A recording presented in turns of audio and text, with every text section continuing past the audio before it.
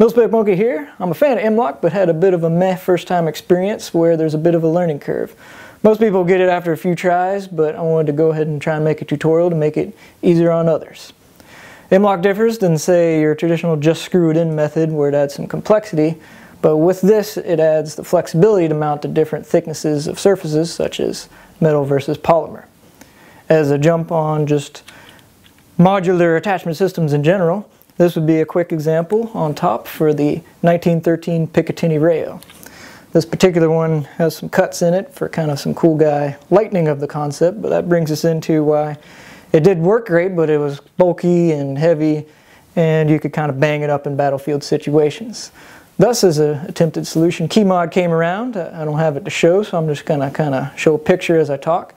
And it did a good job making stuff lower profile, lower weight, nice and slick.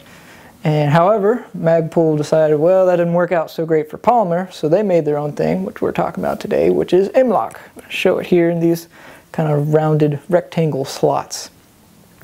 And so they really tried to streamline it, where not only does it work for metal and polymer, it also requires less tooling, so less time, thus less cost. So to show off the basics of M-LOK, I got this nice rowdy pink high contrast handguard. Makes for a good mounting platform example. As you can see here, it's the simple rounded rectangles on the mounting side. Things get a little more interesting on the accessory side, where you'll have, let's start off with the locking lugs. How many will depend on the item and the placement, but they will all have these rotating cammed T-nuts. These have little cutouts on their lugs to allow the rotation, and I'll show more of that later.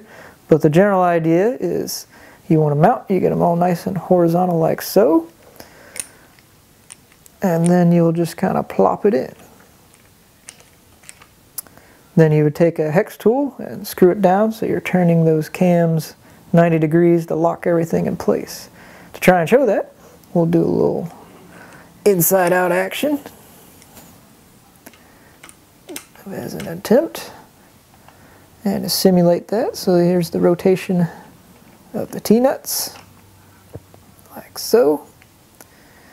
And then you would keep going to tighten down everything, and it starts to get snug. You can get the general idea. It's loose now because it's not tightened, but you can see how all the lugs and everything are getting all these nice contact points to prevent shifting, whether it be recoil or all kinds of high adventure damage. It'll stay where you want, nice and snug, no play. And if not already obvious, some cool features of the M-LOK is that you can go in 20 millimeter increments. So you're not just like stuck to two at a time. You can do those little half steps like so. You can also do a 180 reversal, say if you want to flip the direction of the accessory you're adding.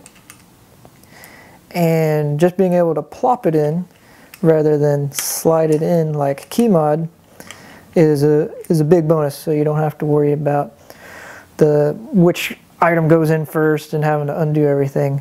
So it's much more convenient to have that simple plop in. If something was already there, you're just going right next to it. It's a little tricky to show, but I wanted to attempt to show the magic of the cam part of the T-nut, where normally you wouldn't see this, so we're just kind of winging it here as a demonstration. So when you start going in horizontally and then you don't go fully in, it's just to the cammed part, and then it would allow rotation on the rounded sides, so then you can get to that 90 degree lock-in.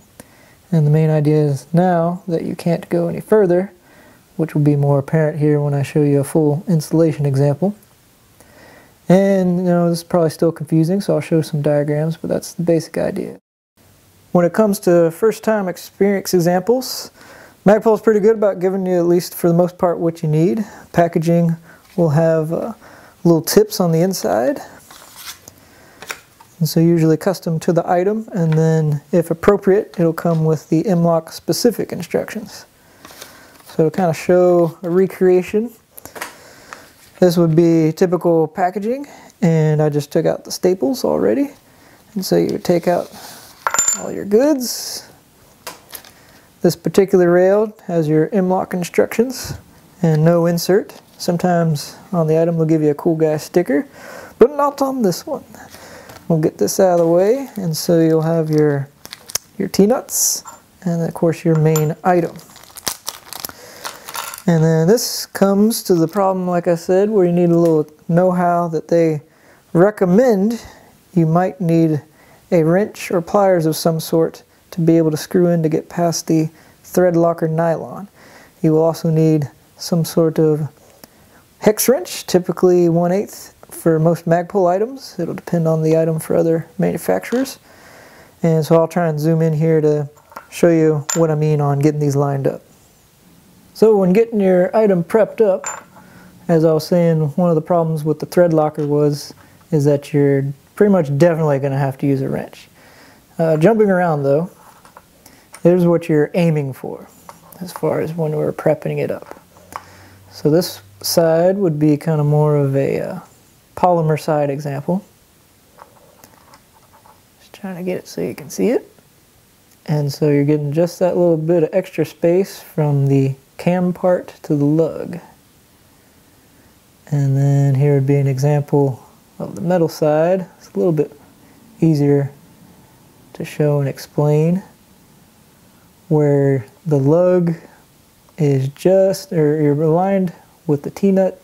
Cam is pretty much just a little bit further than the lug. And again, the polymer arrangement is just even a little bit further than that. So problem comes when you're wanting to prep that. You'll quickly find out, you're like, all right, let's do this. And so you're putting it in, then you get your hex wrench out,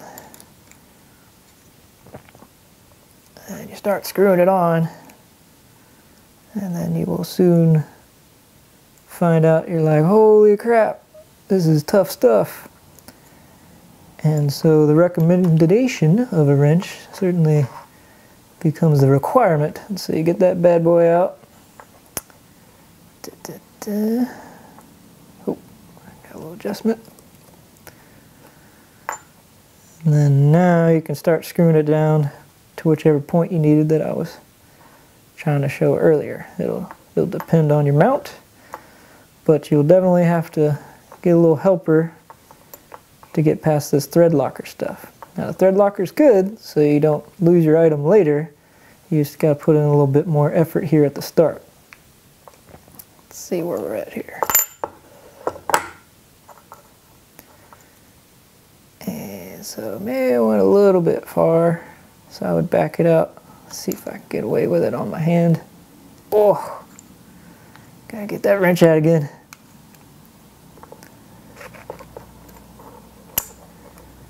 Back it up. And so this would be a quick example of about metal length, so that the cam is just a little bit further than the lug. And so show this in action, we'll jump to another scene here on mounting, on why that's important. Finally getting around to a for realsies example here. I've got it mounted correctly, so this is the true internal side and it's mounted to the true external side. Now to show you where you wanted to get it to be, actually we're going to show it the wrong way here to start with. And so here is a too tight example and then a too loose example. See here, starting with too tight, when you screw it down it's just tightening. You're not turning the T-nut. And then over here on too loose, you'll get this kind of free-wheelie effect where it'll just endlessly turn and the cam's not engaging, so you're just never going to tighten. Now luckily both these problems are solvable.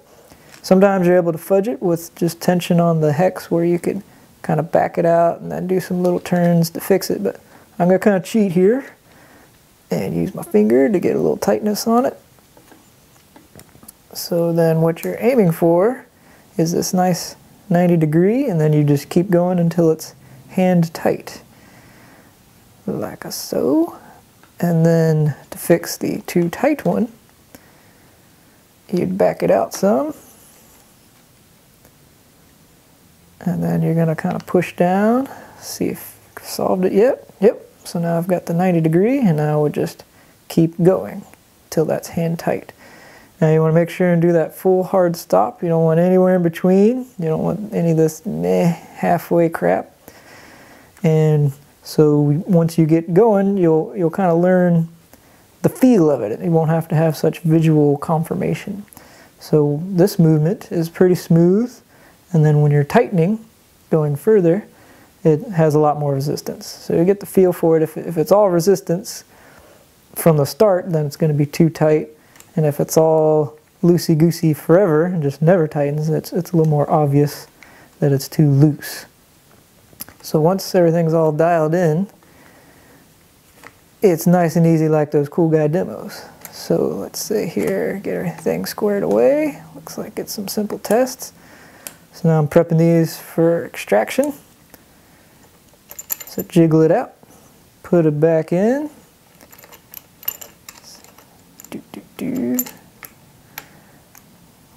And now, so you just do just like those cool guy demos, simple turn and lock, simple turn and lock.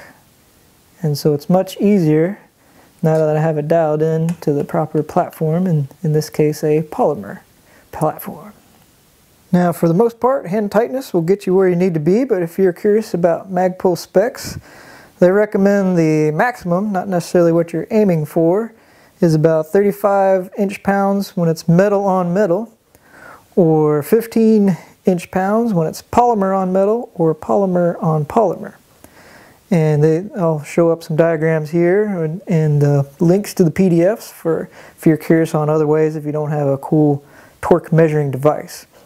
Another small detail is biasing. Say you're mounting an optic or some precision device that you want to add pressure down and towards the muzzle, so it ends up as a diagonal when you're tightening it down. So I would kind of push down diagonal as I'm tightening it all in. And that the direction isn't so as important as the consistency. And so it's just that really small fine detail. The same concept has been applied to Picatinny, and you would just apply it to M-LOK as well to really get your zero as close to repeatable as possible. M-LOK has been catching on, so it's cool to see other manufacturers' use of it. There can be some subtle differences, however, such as on these rail scales. They use a smaller hex tool for their screws, a more minimalist locking lug and less of them. This hand stop by Arisaka has some even more minimalist lugs because it's a smaller format piece, and then uses a larger hex tool for its screw. This no arms example is a more straightforward one where it's full metal and double locking lug for the T-nuts. And you can see there's a little bit of variety, but they all conform to the M-LOK core standards.